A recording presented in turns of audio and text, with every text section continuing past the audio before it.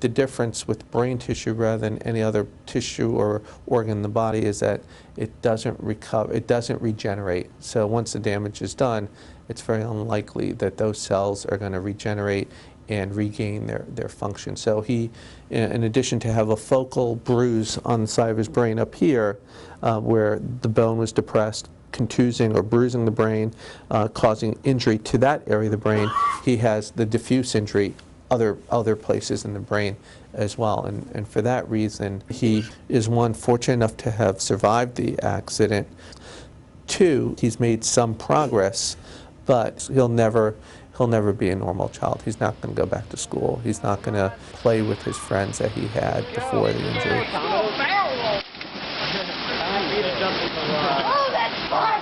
He's not going to be able to care for himself, feed himself, get dressed by himself. Someone's going to need to put him in bed, get him out of bed, get him to the bathroom, and do everything for him.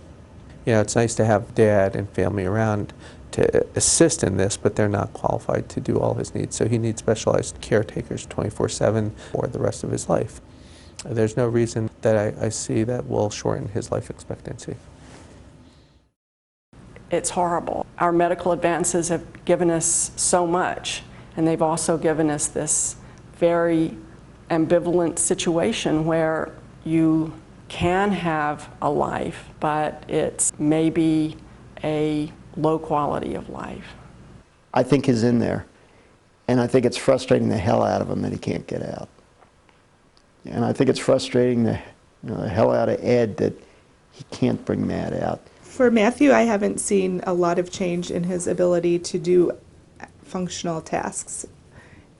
He remains dependent for all care from a caregiver. Leaving. Huh? We're leaving. You guys are leaving? I think Matthew is ready to go home. I think the best place for him is to go home. He seems to recognize his father, and sometimes he seems sad, but beyond that he's unable to communicate any needs or his feelings. And there's no way to know what is frustrating for him or what is boring for him or what is painful for him, or there's just no way to know. And so there are times when I start to wonder, like, I don't even know if I'm doing this right. And I know my dad gets into that place sometimes too. I was just looking at his Stanford Achievement Test scores, and he scored over the 91st percentile in everything. And most of his categories were above the 95th percentile. He was a smart, smart boy. He doesn't miss a trick, and I suspect that he's still not missing much. That he hears everything we say, and he's processing it somehow. He may be having a lot of trouble processing it, but he's hearing it, and it's going somewhere. Just don't know where.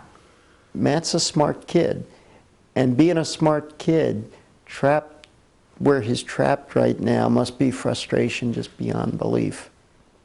He was always fun to watch because you could see the wheels were turning constantly. Matthew was a very determined kid.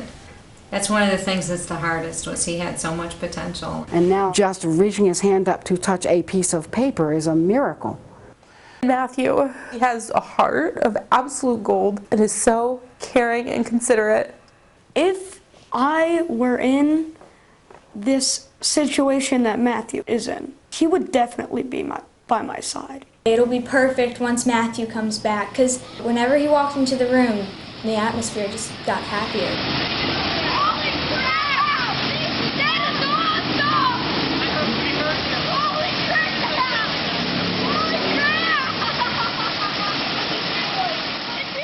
He was so active and funny, and now he just looks kind of lost. You can still tell he's in there, but it just makes you sad thinking, why did this have to happen?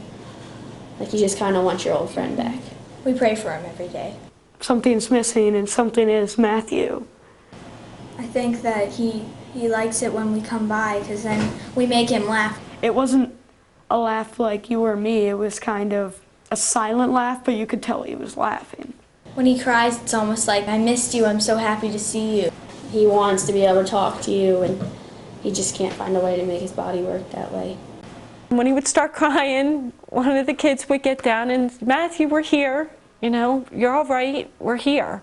It's a wonderful thing to see my child comforting him. But it just stinks that my job's having to do this. And it's just not fair. It's not fair.